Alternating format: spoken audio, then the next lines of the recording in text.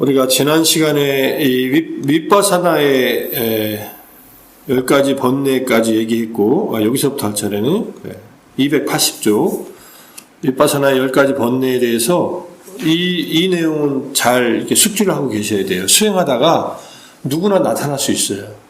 기도하다가도 나타날 수 있어요. 빛이 보이기도 하고 막 지혜가 생기는 것처럼 느끼기도 하고 막 신심이 생기기도 하고, 뭐 부처님이 보인다는 말은 없네요. 윗바사나 할 때 부처님이 보일 수도 있죠. 그러면 전부 다 이제 쉽게 말하면 좋은 경험이지만 경계다. 집착하지 말자. 이거를 선에서는 견처 경험이라고 그러더라고요. 뭔가 보이는 것이 있다. 근데 이거는 전부 다 집착하면 안 된다.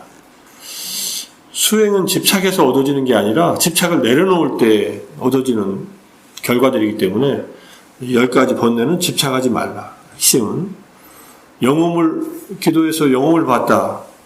그럼 기도를 계속해야지 영혼 본 거 가지고서 떠들고 다니면 안 되죠. 그죠?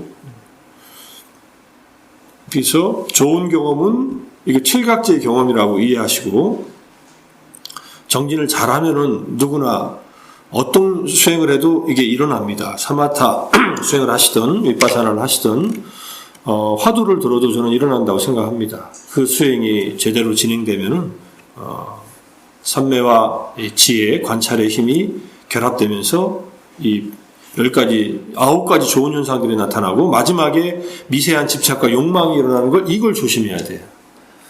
그러니까 우리 정봉 큰 스님 말로 하면은 학문 불교는 결론을 짓는다. 이렇다. 참선도 안 해보고 선은 이렇다. 저렇다. 그 전부 다 지솔이다. 그러니까 이렇게 결론 짓는 것이 약간의 집착과 욕망하고 연결될 수 있습니다. 근데 실제 수행하는 불교는 그렇게 결론 짓지 않고 계속 간다. 이렇게 말씀하시더라고요. 근데 성웅루 스님 말로 하면 그걸 투과한다고 말씀하시더라고요. 경계들을 꿰뚫고 나간다. 그러니까 이런 빛이 나타나든 이해력이 생기든 전율이 일어나든 몸과 마음이 편안해지고 행복해지고 확신이 생기고 정진을 막 가행정진을 하고 마음 챙김이 확실히 깨어있는 마음이 자리 잡고 그다음에 평정심을 느끼는 그 순간순간의 경험들을 그냥 뚫고 나가는 거예요. 뚫고 나가면 저게 없어지는 게 아니라 더 세련되게 가라앉아요. 그러니까 좋은 경험들은 더 깊어지는데 집착하면은 사라져요. 집착하지 말라. 기도 도중에 나타난 어떤 좋은 경험이라도, 어떤 정진 중에 나타난 좋은 경험이라도 집착하지 말라. 제가 이 윗바사나 10가지 번뇌를 아마 말씀드린 적도 있을 텐데, 미얀마에서 수행하다가 이제 이런 경험들이 막 일어날 때 이거를 청정도론을 통해서 보고 나서 수행에 어떤 경험에도 마음이 흔들리지 않는 그런 안정이 생겼어요. 좋은 곳이구나 하지만 그냥 가자, 이렇게. 뭐 스님이 계셨으니까 제가 이제 경험하고 있는 걸 보고 드리면은 스님께서 그냥 계속하라고. 그 계속하라는 말이 굉장히 위로가 되는 말이었어요. 아니면 잘못됐으면은 뭐 잘못됐다고 얘기해 주셨을 거 아니에요. 그러니까 스승이 있다는 게 그만큼 수행할 때는 중요하다는 것을 느끼면서 했고, 그러다가 뭐 좀 시행착오도 겪었지만은 한 달 정도 지나서부터는 수행이 제자리를 잡고서 이렇게 쭉 하게 됐는데, 어쨌든 어떤 좋은 경험도 미련 갖지 말라. 미련을 가지고 붙잡는 즉시 길에서 벗어난다. 내가 가는 길에서 벗어나요. 올바른 길에서. 수행은 집착하지 않는 데 있다. 집착하지 않아야 깊어지고 내려놓고 가야 더 행복해지고 더 고요해지고 더 명료해지고 이렇게 간다. 그렇게 어디까지 가냐? 열반까지 가는 거예요. 이제 열반에 대한 것은 이제 앞으로 공부할 거니까. 자, 그런데 그렇게 길을 가는데 삼매와 윗바사나 2가지 길로 갑니다. 삼매는 선정이고 윗바사나는 지혜를 말해요. 정해쌍수, 재작년인가 2, 3년 전에 여름 불교 학교는 아니고 뭐죠? 여름에 하는 법회 하실 때 제가 보조국사 진울 정해쌍수와 초기불교 정해 수행에 대해서 한번 말씀드린 적이 있는데 그 2가지예요. 하나는 마음을 고요히 집중시키는 수행이고, 하나는 우리 몸과 마음, 오운이라고 하는 색수상인식의 오운을 있는 그대로 꿰뚫어보는 두 수행이 어떻게 관련되는가.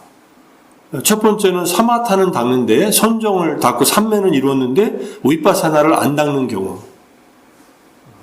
두 번째는 삼매는 안 닦는데 위파사나만 닦는 경우. 세 번째는 두 개 다 안 닦는 경우. 네 번째는 두 개 다 닦는 경우. 이게 무슨 말이냐면요, 이걸 독립변수라 그래요. 두 개가. 근데 우리는 삼매를 이루어야, 부처님께서 늘 하시는 말씀이 삼매를 닦아라. 삼매에 든 비구는 있는 그대로 꿰뚫어 안다. 사마딤 보아웨따 사마히토 비구 여타부탐 빠자나띠, 이렇게 빨리로 말씀하시거든요. 이게 부처님 이 말은 여러 경전에서 나오지만은 이제 진리상응 사짜 상유타니카야의 마지막 56번째 상유타니카야의 첫 번째 경전이 삼매경이에요.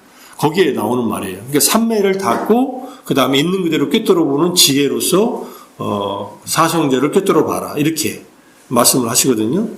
그래서 사마타는 마음을 진정시키고 가다듬고 통일하고 집중하는 기술이 요구된다.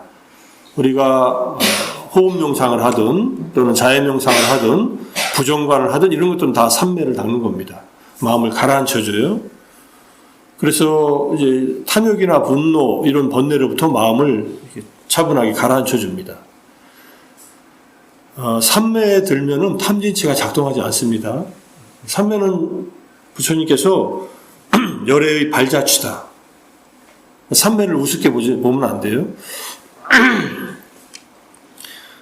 삼매에 대한 다양한 정의가 있습니다. 이 정의들은 나중에 이제 언제 정리됐을 때 다시 한번 말씀드리기로 하고, 초기 불교의 삼매는 기본적으로는 이제 색계 사선과 무색계 사정, 이 8개의 정덕을 말하는데, 거기다가 이제 멸진정, 상수 멸정이라고 하는 9번째 구차저정에서 살아서 경험하는 열반과 같은 그런 깊은 선정도 있지만은, 기본적으로는 색계와 무색계의 선정을 말하고, 그 상태에 경험하면, 그 상태에 도달하면은 마음이 욕심에 의해서도 분노에 의해서도 무지에 의해서도 동요되지 않습니다.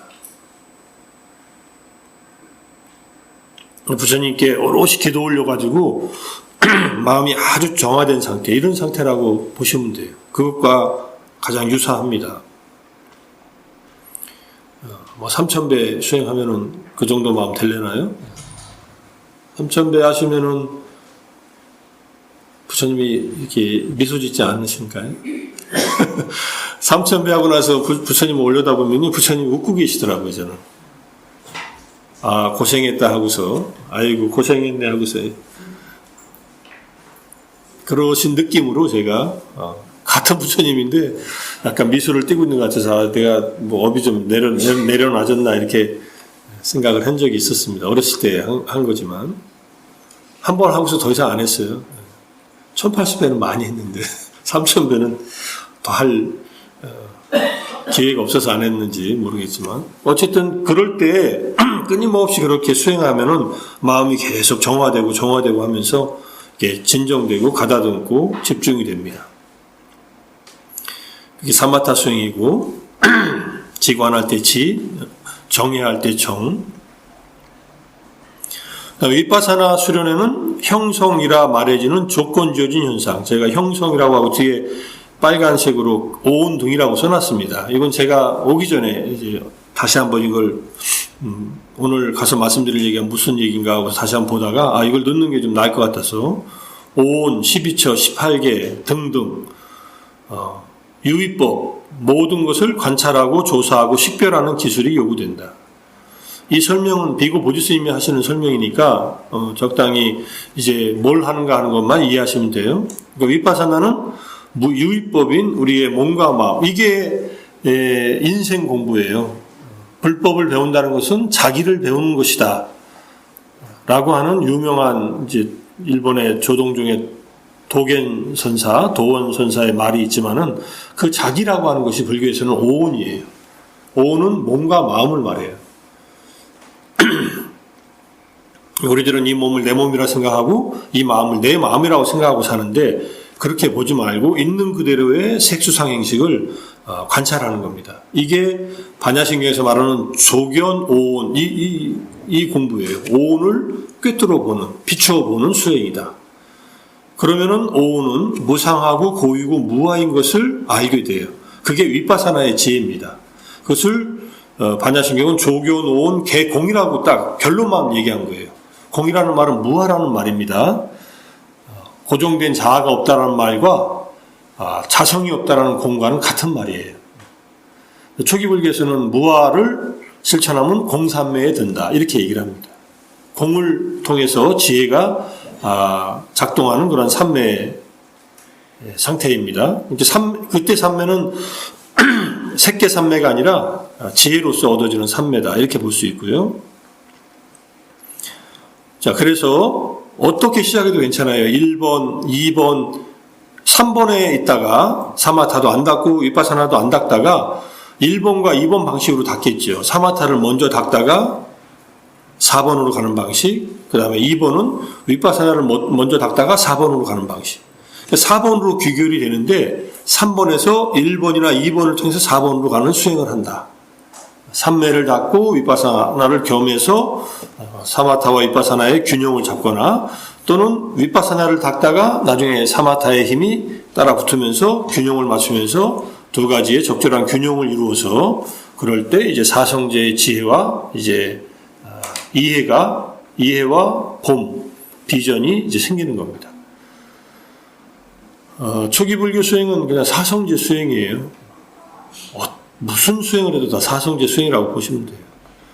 사성제 수행이라는 말은 간단히 말하면 고통으로서의 오온, 오치온에 대한 관찰을 하고 오온을 만들어낸 조건으로서의 가래, 갈망, 집착 이것을 관찰해서 끊어내고 그렇게 수행하면 열반이 이제 실현되고 열반을 실현하는 길이 바로 그 수행의 길이에요. 팔정도고 그러니까 사성제, 고성제는 완전히 이해해야 되고 집성제, 괴로움의 원인은 끊어내야 되고 끊어버려야 되고 멸성제는 실현해야 되고 도성제는 닦아야 한다. 이걸 다 완성하면은 사성제에 대한 지혜와 비전이 생겨서 이제 비로소 성자가 되는 겁니다. 사성제는 초기 불교 가르침이 아니다.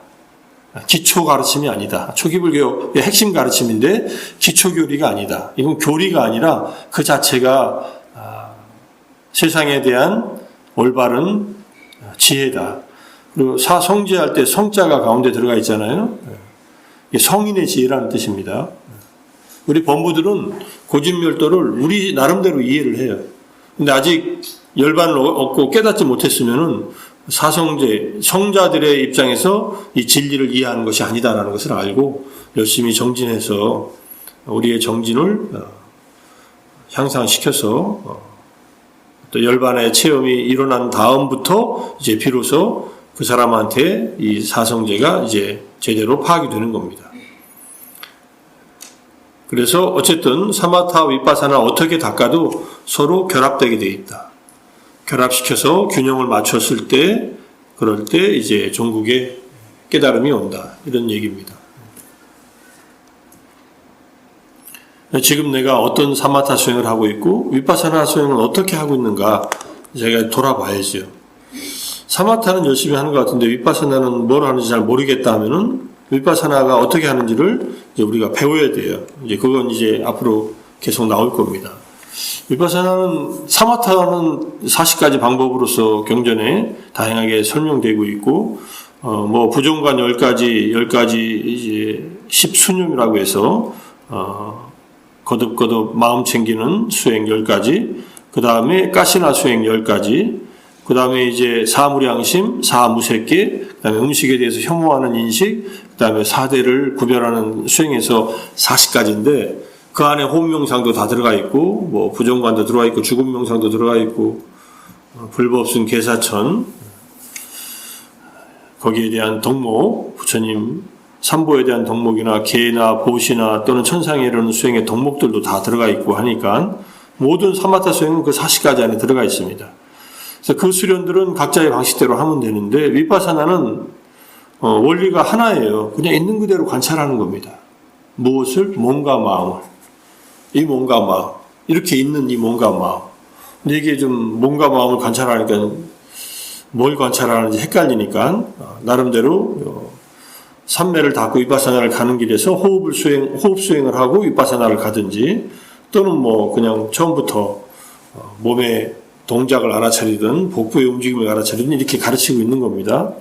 그럼 뭐 다양한 방법들은 산에 올라가는 길들이고 실제로는 산을 타는 것 자체는 그냥 산을 타는 것밖에 없어요.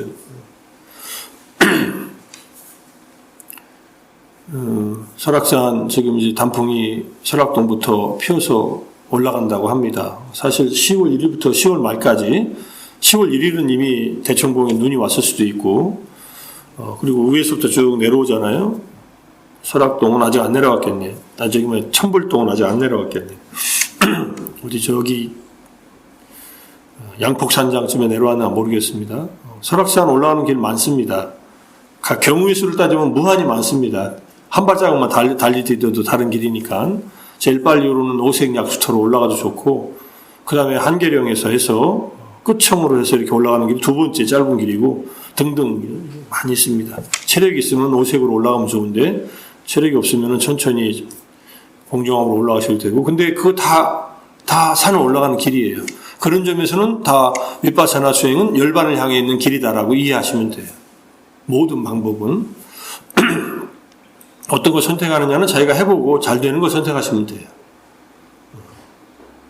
그거 누가 선택해 주냐? 누가 선택은 권할 수는 있어도 자기가 해보는 건 자기가 해보고 등산 가라고 누가 권할 수는 있어도 자기가 직접 준비해가지고 가야 되잖아요. 그렇게 길을 떠나면은 언젠가 사성제의 지혜 정상에 오르게 된다. 삼보법회에 나오셔서 초기불교도 공부하시고 대승경전도 공부하시고 또 선불교도 공부하시고 뭐 이렇게 공부하시고 계시니까 그 안에서 가장 수행 방법으로 잡을 만한 것을 잡고서 수행을 하고 계셔야 돼요. 물론 여러 가지를 때때로 이렇게 바꿔서 하셔도 괜찮습니다. 부처님도 경전에서 몸에 대한 마음 챙김을 수행하다가 피곤하면은 호흡 수행이나 아니면 다른 수행을 해도 괜찮다. 산을 타다가 피곤하면 쉬었다 가도 좋고 너무 피곤하면 좀 쉬운 노선으로 바꿔서 타도 된다. 이런 얘기하고 똑같아요. 그래도 목적지를 가는 건 똑같습니다. 수영하다가 근데 자유형으로 수영하다가 피곤하면 배영으로 수영해도 좋고 또 뭐 잠시 저병은 더 힘드니까 평형으로 수영해도 좋고 그래도 수영해서 가는 건 가는 거잖아요. 그래서 많은 수행법을 알고 있는 건 도움이 돼요. 스스로가 그래서 많이 배워야 돼요. 요즘에 뭐 많이 수행들을 여러 곳에서 가르치니까 직접 경험을 해보십시오. 적어도 한 열흘이나 한 달씩은 이렇게 해보시는 게 좋아요. 한 달 정도. 아직 활동할 수 있을 때 그런 기회를 갖는 게 좋습니다. 나이 들어서 못, 근데 조계종 쪽에서 하는 템플스테이나 이런 것은 나이 드신 분들은 또 안 받더라고요. 70 넘으면 안 받더라고요. 뭐 집에서 그냥 수행하라는 얘기인가? 뭐 불교 방송 보면서. 템플스테이 잘 안 받죠. 뭐 1박 2일 자기 혼자 쉬었다 오는 건 받겠지만 수련회는 안 받아요. 저희가 지난 여름에 4박 5일 수련하고 6박 7일 수련을 한 40일 정도를 이렇게 쭉 했는데 이제 끊어서 80세 되신 분이 오셨어요. 75 되는 분이 운전해가지고 보살님 두 분이 75 되신 그 보살님이 공양주를 살고 나머지 6명이 같이 밥 먹으면서 했어요. 근데 아주 건강하시던데요. 그런데 어디 가도 안 받아준다는 거예요, 이제. 그리고 어디 가면은 어르신 가만히 계시죠. 그리고 가만히 앉혀놓는다는 거예요. 설거지도 하고 싶고 뭐 도와주고 싶은데 일하지 말라는 거예요. 그러면 뭘 하라고 가만히 앉아서 그냥 밥 먹고서 그냥 앉아있다가 졸다가 가라는 소린가?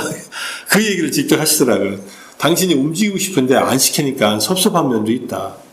사실은 일을 도와서 하면 되거든요. 뭐 중노동이 아니니까. 그렇게 일하는 게 훨씬 건강한 거예요, 사실은. 설거지도 하고 뭐 청소도 하고. 근데 같이들 그때 수련할 때 너무 더워가지고 물속에 우리가 입수 명상을 했어요. 거기 마예벌 앞에 그 계곡이 굉장히 맑아요. 그 물에 딱 앉으면 제 옆까지 딱 앉아요. 좀 깊은데. 그래서 이렇게 들어가서 1시간 반을 이제 2시부터 3시 반까지 물속에 담그고, 가만히 이제 감각도 관찰하고, 지리응답도 받고, 다들 좋아하시더라고요. 그래서. 3번 입수했습니다. 잠수는 안 하고 입수해가지고, 깊진 않으니까. 어쨌든, 나이가 드셨어도 그렇게 정진하는 모습을 보니까 참 좋았는데, 여기 계신 우리 삼보법회의 여러 불자님들도 이렇게 절에 나오실 기력이 있으시니까 수행 얼마든지 하실 수 있어요.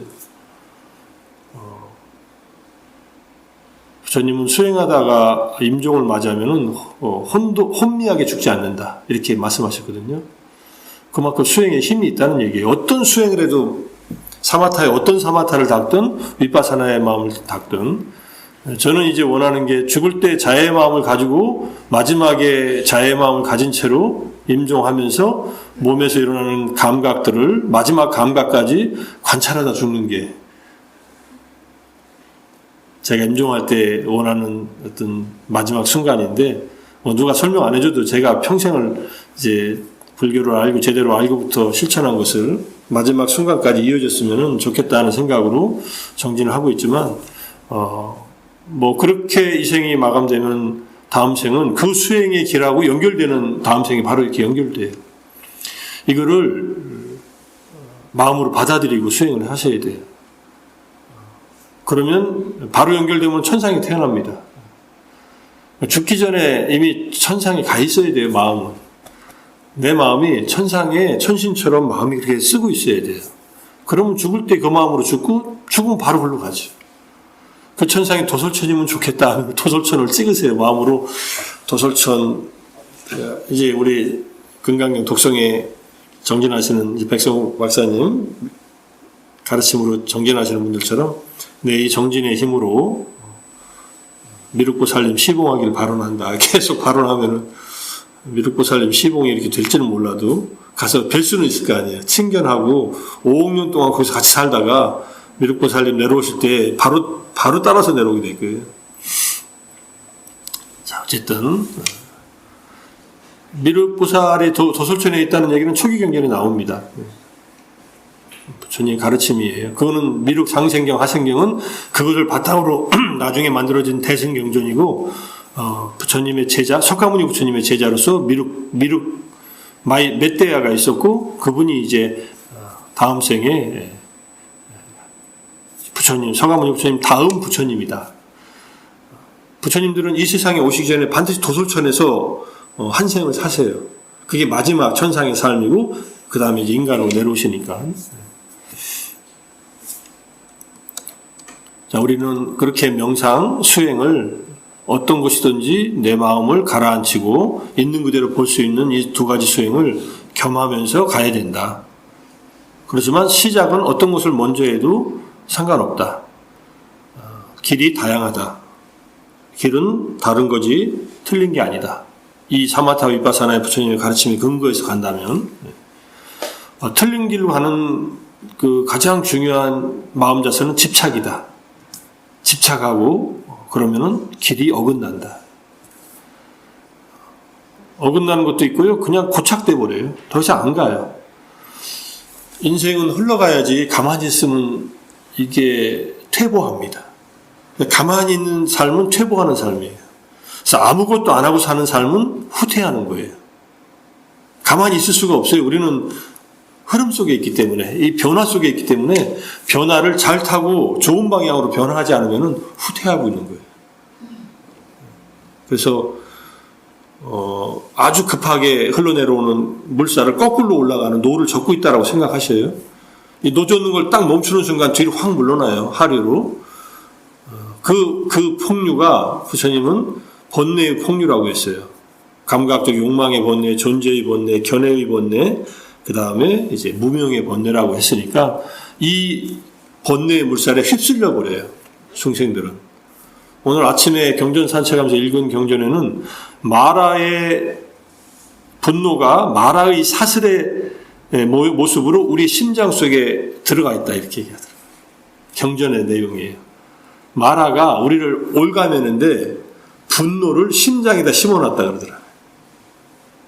화나면 가슴이 막 뜨잖아요. 그죠? 이게 이 분노의 마라가 작동하기 시작하는 거예요. 막 뛰는 거예요.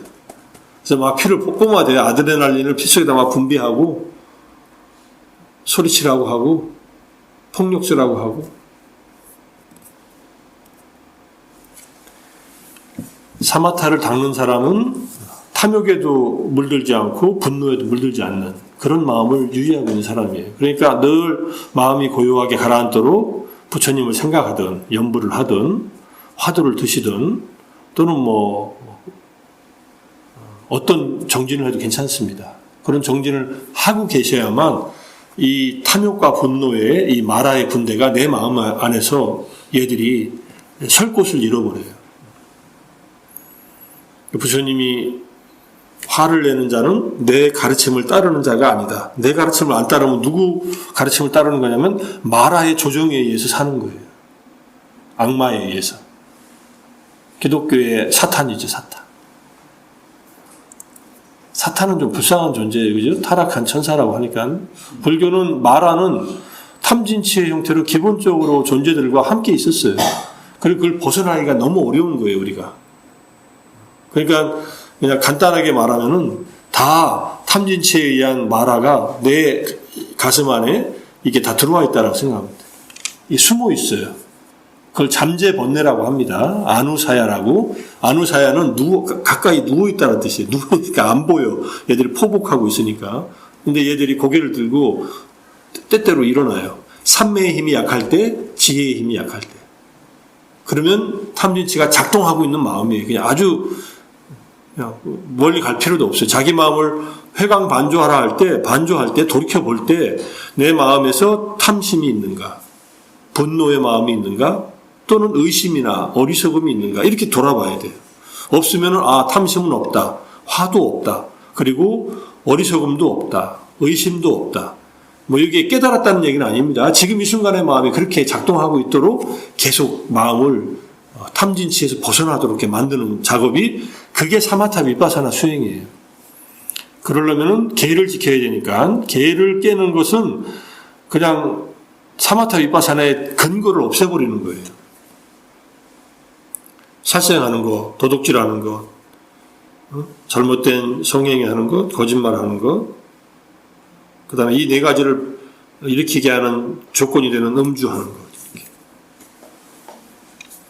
그래서 사마타 비파사나를 어떻게 닦든 계를 바탕으로 해서 그 다음에 이제 두 개 어떤 수행을 하든 견해를 올곧게 하고 한다. 견해를 곧게 한다는 말은 부처님 가르침에 의하면은 이 수행은 나에게 이익이다라고 하는 것을 알고 하라는 거예요. 오늘 이 10월 15일 이 좋은 가을날 삼보법 배우는 것은 좋은 일이다라고 알고 오셔야 돼요. 그냥 자리 채워주러 오시지 않아도 되죠, 그죠? 그래서 내가 가서 부처님 법을 또 공부하고 내 마음에서 무엇을 실천할 수 있을 것인가, 무엇을 더 개발해야 될 것인가 하는 것을 확인하러 또 공부하러 가자, 이렇게 오셔야 돼요. 기도도 하고 공부도 하고. 그래야만 이 공부가 진전이 있게 됩니다. 자, 어쨌든 삼매 위파사나 어떻게 닦든 균형을 맞춘다. 하나만 더 여기까지만 설명드릴게요. 5가지 장애, 5가지 덮개라고 하고 5개라고 합니다. 반야신경에서 심무가해 할 때 그 가해가 이 덮개예요. 마음에 그 가림이 없다. 그건 반야신경은 산스크리트로 와라나라고 하는데 여기서는 니 와라나라고 되어 있어요. 근데 똑같은 말이에요. 마음을 덮는 거예요. 마음을 덮으면 어떻게 되느냐? 사마타도 없고 위파사나도 없어져요. 이 5가지 덮개가 내 마음에서 작동한다는 것은 이제 마라가 이 5가지 형태로 내 마음속에서 활동하고 있다는 뜻이에요. 악마가. 악마를 찾지 마세요. 어디 있나? 심장에 있다는 게 심장을 드러내면 되나? 심장 드러내면 안 되죠. 그죠? 심장에 있는, 그 안에 깃들어 있다는 거지, 심장 자체가 악마는 아니니까. 10월 18일 날 엑소시스트 영화가 개봉한다고. 요즘에 바티칸 엑소시스트인가? 그 영화가 가톨릭 영화들이 꽤 많이 나와요. 다시 엑소시스트라는 거 구마사. 서양의 그 사탄들은 좀 너무 흉측하게 나타나요. 그 바티칸 그 영화도 보니까 저는 이제 일부러 봐요. 이 사람들은 악마를 어떻게 문화적으로 전승하고 지금도 악마가 어떻게 나타난다고 생각하고 진짜 퇴마식을 어떻게 하는가 이렇게 보니까 그냥 그 사제한테 이렇게 빙의가 돼버려요. 여기서 이 아이한테 나와서 사제로 들어와요. 바티칸 사제인데. 그래서 거기서 이제 이겨내는 거예요. 나는 너를 아니까 빨리 정체를 드러내고, 그리고 이름을 부르면 악마가 도망가요. 이건 경전에도 나와요. 부처님께서 마라가 이렇게 부처님한테 속삭이면은 마라라는 걸 딱 아세요. 그럼 이게 도망가 버려요. 부처님이 나를 아셨구나 하고서. 그러니까 문화적으로 비슷한 문화예요, 사실은. 근데 불교에 나타나는 마라는 잘 겉으로 드러나질 않아요. 속에서 활동을 해요. 근데 이게 5가지 장애는 그 중에 이제 5가지 형태로 나타나는 거예요. 물속에 여러 가지 불순물이 그릇 안의 물에 반사된 우리 얼굴을 분명하게 보는 것을 방해하는 것과 같이, 물을 떠놓고 맑은 물이면 얼굴이 비치잖아요. 예전에 거울이 없을 때는 물에다 비쳤을 거 아니에요. 5가지 장애가 우리 자신의 좋은 점과 다른 사람들의 좋은 점을 정확하게 이해하는 것을 방해한다. 우리 자신이 갖고 있는 사마타 위파사나, 또 다른 사람이 갖고 있는 사마타 위파사나, 이것을 이해하는 것을, 정확하게 보는 것을 방해한다. 빨간 걸로 제가 써놓은 것은 이 앞에 경전이 나와요. 아사프라 긴경이라고 한 10장 앞에 좀 나오는데, 같은 비유에서 2가지 비유가 있어서 이렇게 써놓은 겁니다. 자, 감각적 욕망은 비유가 이 상가와라 경에서는 붉은색 등의 염료로 물든 물이 빨갛게 물들어 있어요. 그래서 얼굴이 비치지 않아요. 이게 탐욕에 물든 물이 마음이에요. 근데 아사프라 긴경에서는 빛이라고 그래요. 빛. 채무. 빚졌다 이거예요. 내가 감각적 욕망을 막 헐떡이는 것은 뭔가 빚진 사람이 그렇게 빛에 허덕이듯이 이렇게 찾는다는 얘기예요. 그 다음에 분노, 악의는 끓고 있는 물, 부글부글 끓어요, 물이. 그럼 얼굴 안 비치겠죠. 우리 마음이 화가 나서 끓고 있어요. 부처님은 분노가 났을 때 불이 붙었다고 얘기를 하세요. 마음에 불이 붙었다고. 그러니까 이제 타들어가는 거죠. 그러니까 이게 끓고 있다는 말도 다 같은 말이에요. 우리 말 화도 불화자예요, 화예요. 마음이 화가 났어요. 불이 나요. 아드레날린이 진짜 피 속으로 들어가지고 열기가 확 올라오는 거예요. 그 다음에 3번째는 게으름과 졸음, 해태와 혼침입니다. 게으름은 정신적인 게으름이고 졸음은 이제 몸이 졸린 거예요. 이건 이끼와 수초로 덮여있는 물. 끓고 있는 물은 병이 든 거라고 해요. 병든 것이다. 병들면 아프잖아요. 화내면 아파요. 화낼 때는 모르는데 화내고 나면은 마음도 아프고 몸도 아프고, 그다음 화내다가 갑니다. 그죠? 이게 뇌졸중이 오거나 동맥경화가 오거나 심장마비가 오거나 이 중에 하나가 와요. 실제로 와요. 다 여기 계신 분들은 그래도 화를 잘 다스리고 사셔서 다들 장수하고 계신 것 같아서. 화 자주 낸 사람은요, 50대 초반에 갈 확률이 훨씬 높답니다. 2배 이상 높대요. 그래서 이제 2번째 화 얘기하면요, 화는 원수가 나한테 바라는 일을 내가 나한테 하는 짓이다. 원수는 제가 어떻게 되기를 바랍니까? 얼굴이 흉측해지고, 그 다음에 괴로워지고, 잠 못 들고, 온갖 나쁜 거 다 바라잖아요. 일찍 죽는 것까지 바라네. 빨리 죽어버렸으면 하고 그러잖아요. 지금 저 이스라엘에서 이스라엘하고 지금 거기 팔레스타인 사람들하고 싸우는 것이, 저 싸움은 참 어려운 싸움이에요. 제가 아무리 봐도 답들이 안 보여요. 우리가 보기에는 조상이 같은데, 구약의 아브라함은 같은 아브라함 밑에, 아니, 하느님이 우리가 다 조상이 같지 뭐 그렇게 기독교식으로 얘기하면, 유대교식으로 얘기해도 또 하느님의 자손들 아니에요. 다 사랑해야 될 텐데, 아이고 답답하죠. 그래서 화를 내는 것은 원수가 나에게 바라는 것을 내 마음에서 나한테 하는 짓이다. 얼마나 어리석은 짓이냐. 나이가 화나는 것은 괜찮은데 남이 화날 때 내가 화난다. 그러면은 생각해 보세요. 남이 화내는 것은 그 사람 내가 미워하는 사람이 그럼 지가 저한테 잘못된 일을 하고 있는데 내가 더 보태서 이제 이렇게 보시면 돼요. 화살을 총을 쏘는데 총구가 양쪽으로 있는 총이. 총 쏘면 나도 맞아. 저쪽으로 나 총알이 나가는데. 저 사람이 방탄조끼를 이렇게 쏘면 저 사람은 안 맞아. 근데 나는 그냥 맞아. 이렇게 생각하시면 돼요. 총기. 총도 그런 총이 있어요. 이 쏘면은 자기가 스파이 영화물에서 나온 총인지 몰라도 양쪽으로 총알이 이렇게 나가요. 그러니까 화살도 양쪽으로 이렇게. 화내지 말자.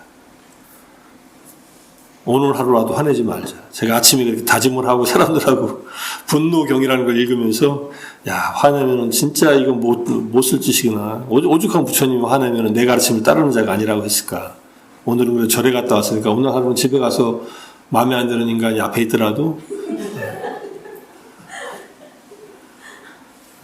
인간이 아니라 동물일 수도 있으니까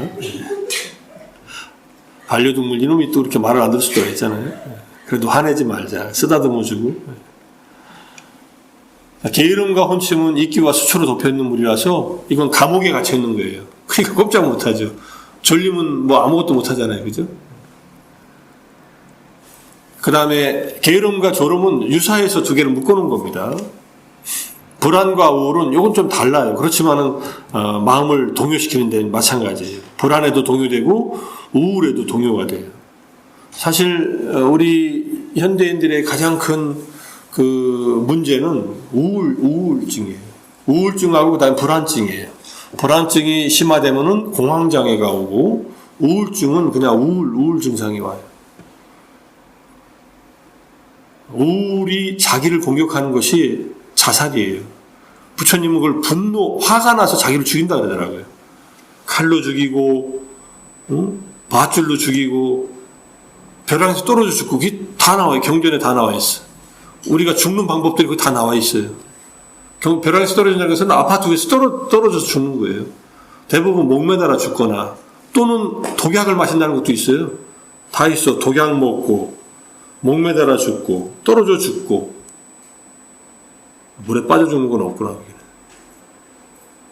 뭐 한강에서 떨어지면은 뭐 물에 닿아가지고 물에 익사하기 전에 그냥 닿는 순간에 죽습니다. 이게 이 압력에 의해서. 그러니까 그게 분노 때문에 그래요.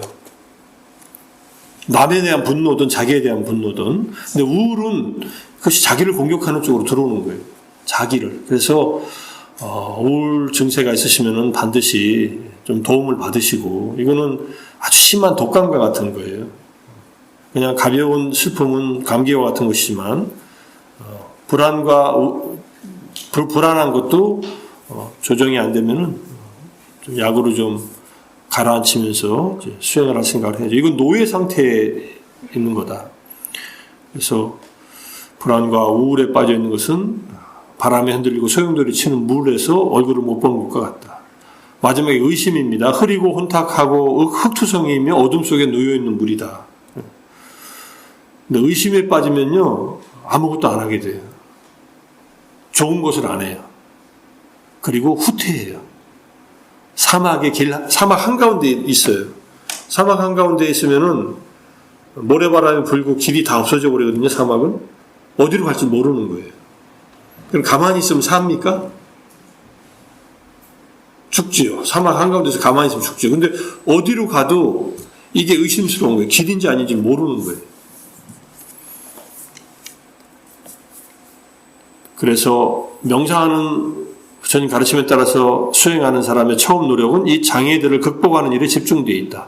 장애들을 어떻게 극복하느냐 하면요, 아주 단순한 것은 이것들이 나타날 때마다 빨리 알아차리고 내려놓고, 빨리 알아차리고 내려놓고, 이 방법밖에 없어요. 그러니까는 흙탕물이 내려오면요, 빨리 맑은 물을 더 흘려보내는 거예요. 흙탕물이 또 어디서 5군데에서 흙탕물이 들어오는 통로가 있어요. 한 군데에서 흙탕물이 들어왔어요. 그러면 빨리 이쪽에서 맑은 물을 더 부어버리는 거예요. 이게 맑은 물을 붓는 게 삼매 수행과 윗바사나 수행이다. 이렇게 이해하시면 돼요. 그러면 이제 5군데에서 다 들어오면 5군데에서 다 들어올 수는 없어요. 이게 한꺼번에 나오지는 않아요. 1번과 2번은 시차를 두고 일어나고 3번과 4번도 시차를 두고 일어나고 바닥에는 의심이 있을 수 있습니다. 그래서 항상 예컨대 화가 나서 참지 못하겠다 그러면 그 상황을 일단 벗어나야 돼요. 눈앞에 화가 나는 상황에서 내 몸을 피해야 돼요. 그냥 피하면 또 기분 나쁠 수 있으니까 앞에 있는 동물이 그러면 얘기를 하고 피했어요. 나 잠깐 나갔다 올게 하고서 알아듣든 못 알아듣든 30분만 산책하고 그렇게 하고서 그리고 피하고 걷는 게 좋습니다. 맑은 가을 하늘 아래에서 내 마음속에는 화가 일어나는 것을 내가 스스로 차단하는 방법이 여러 가지가 있어요. 그 중에 하나가 빨리 화나는 상황에서 벗어나라 이렇게 그런 상황에서 벗어나 있어라. 또는 마음으로라도 그때 관세음보살을 하든지 아미타불을 하든지 또는 내 이 불편하고 힘든 마음이 빨리 안정되고 평화로워지기를 하면서 자비심을 나한테 기울이든지 어떤 방법 써도 괜찮아요. 근데 그 방법들을 우리가 부처님 가르침을 통해서 배웠다면은 그때 그거 쓰는 거예요. 그때 쓸 수 있는 것만 내 거예요.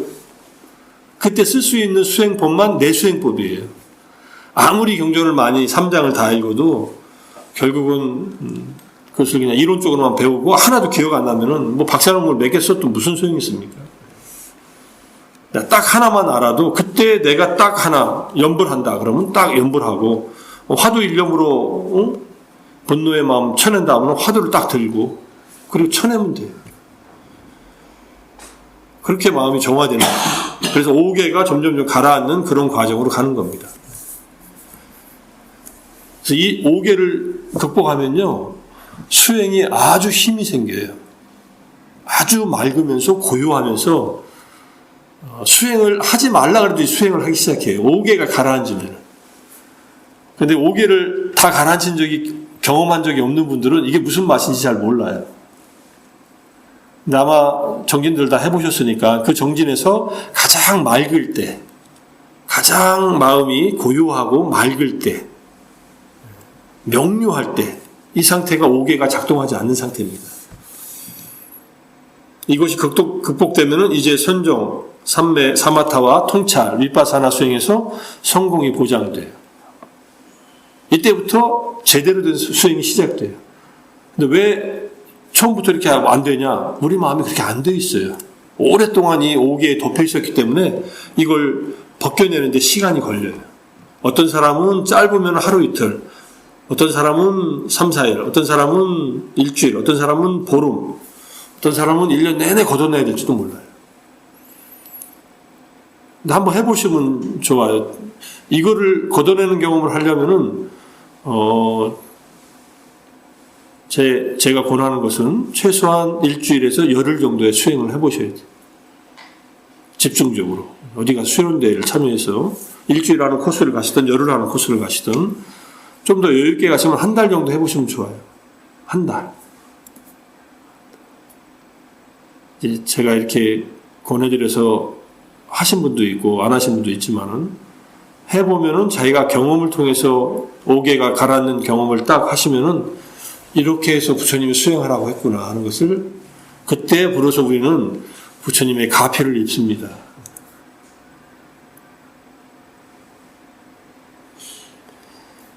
그런 경험들을 꼭 이 생에 우리 불법을 만난 인연으로 이 생에서 꼭 하시기를 바라고 이미 하셨다면 더 깊게 하셔서 언제라도 그 경험을 내가 회복시킬 수 있도록 내 몸이 아프더라도 내가 이 생을 마지막 마치더라도 그 순간에라도 그 힘을 유지할 수 있을 만큼 수행을 계속 쌓아나가요.